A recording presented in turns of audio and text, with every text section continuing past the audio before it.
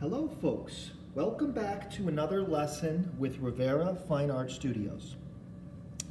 Today I want to do something a little bit different. I want to talk about mixing values with paint using just black and white paint, how I can mix a full range of grays with just black and white, and then I'm going to apply those values to an underpainting that I'm working on that has very high chroma color.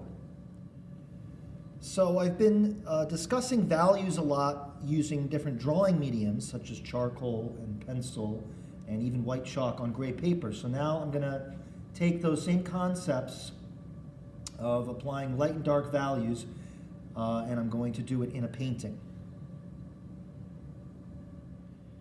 Okay, so I'm just going to go ahead and get started. I'm working on a palette that already has a gray value, so this is pretty close to a mid-tone gray. It's probably just a tad lighter.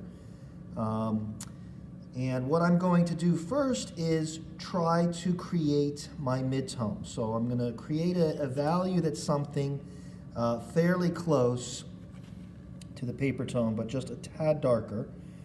So using my palette knife, I'm going to take some of my white and I'm going to put that in between the white and the black, so right in the middle here. And you want to always do any large mixtures of paint with a palette knife. You don't want to use a brush for this. Now, logically, if I took the same amount of black, that you would think that would create a mid-tone, but the black always has a tendency to dominate. So I'm going to take a little bit less of the black and just put it in there and just try to mix it together to create a nice even value tone. And one thing I can see right away is how much cooler the mixed value is than the value of the palette.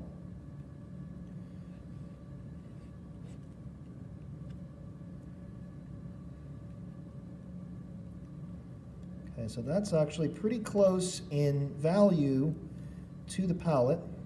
I might add just a tad more black. So I just kind of work that paint in and smooth it out. So I'm trying to eliminate all streakiness. You get a lot of streaks and unevenness sometimes when you're mixing. So just really take your time and try to mix it through to eliminate any streaks. So that's pretty close.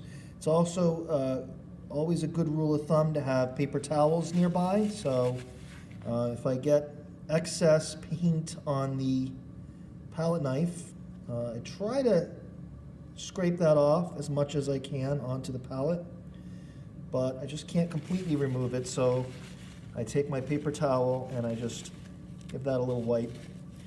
You can also take a brush or another palette knife to get that excess off. But now I'm going to just take a little bit more of my black. So this is ivory black, and that's titanium white. And I don't really want too much, just a dab more.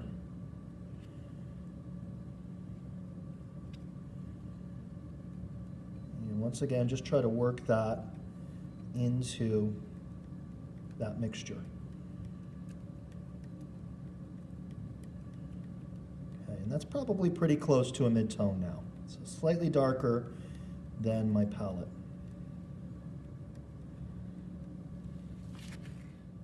Okay, and another way that I can check this is this value should be directly between my black and my white. So sometimes what I like to do is just take a little bit on my palette knife, and I try to do this where there's no glare, so I try to do this in a fairly soft light, and then I just hold it over my white, and I'm just trying to gauge how much contrast I have between my white and that gray value, and then I'll do the same thing over my black, and I want to shoot for about the same amount of contrast between my gray and my black as I have between my gray and my white.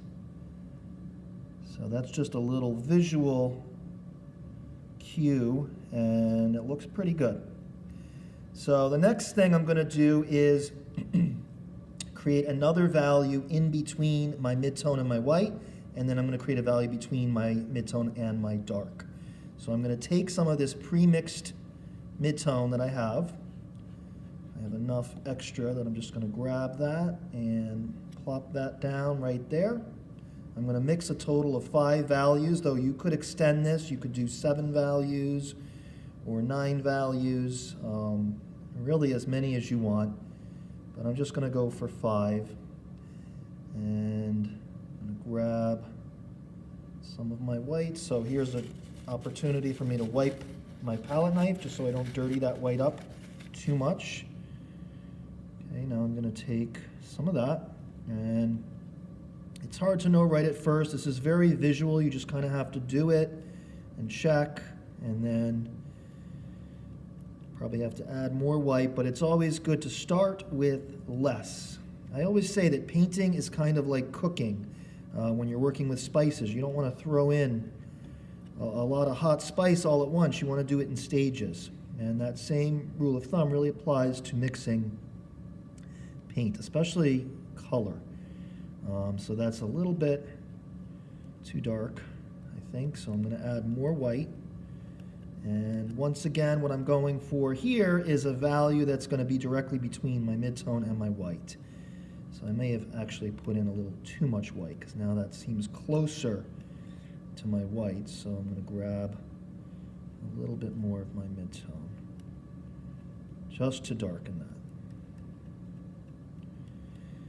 Okay, and I can do the same test here. So once I have a fair amount mixed, and I think I'm pretty close, I can take some of that on the palette knife, hold it right over my white, and look at the amount of contrast I have there, and then see if I have that same amount of contrast when I hold it over my midtone. It's actually not bad. It's pretty close. Now I'm going to do the same thing for my value in here that's falling between my midtone and my dark.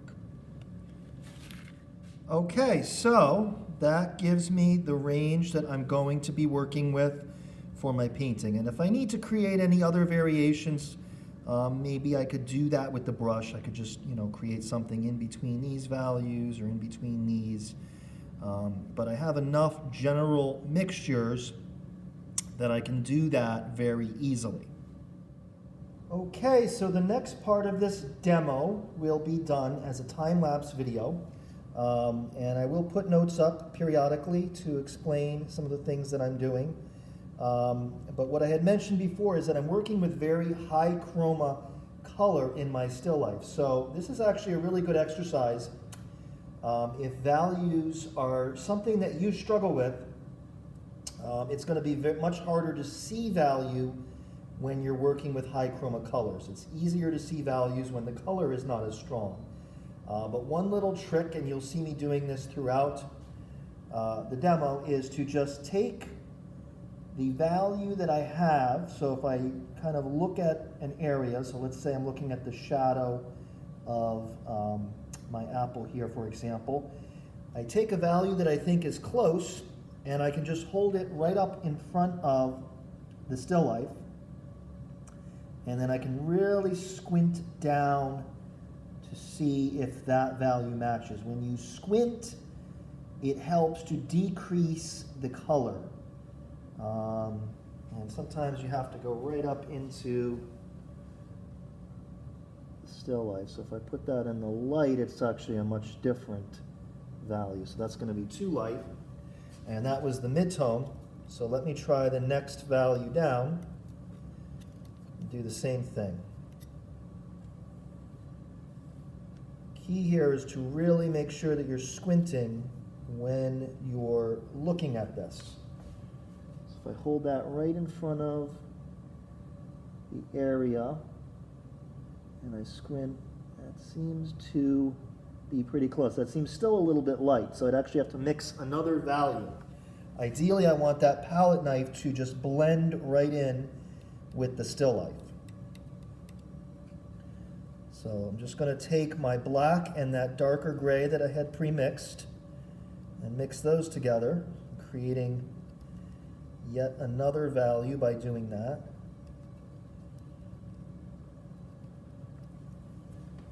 And see, okay, that's actually pretty close. When I squint, that palette knife blends right in with the shadow.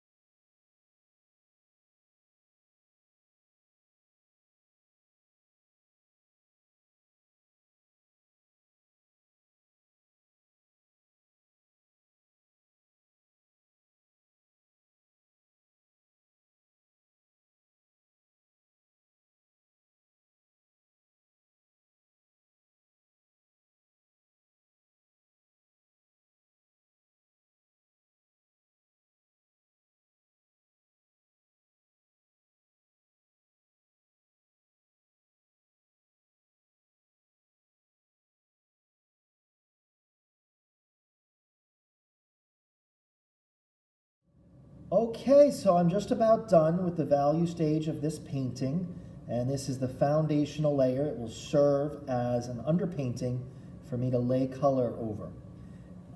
And every color has an inherent value, so when I do come back over this with color, I'm going to basically be matching the value of my colors to the various grays in this underpainting. Now, I just want to talk a little bit about some of the things that I was looking at. So obviously, I was trying to get my values right, but I also started to get into some blending, where I'm blending together areas where the darks and the lights come together. And this is something I talked a lot about in previous videos, where we see these sharp edges, such as this area right here, where I have this cast shadow, and then the softer edges of the form shadows. And there's really a lot of areas where I can start playing with those contrasts of sharp and soft edges. And if you're interested in that, you can check out some of the previous videos that I've posted on this channel. So once again, I'm going to let this layer dry, and I will come back with another video probably next week where I start laying color over this, and I will explain that process a little bit more thoroughly next week. Okay, so in the meantime, take care and happy drawing and painting.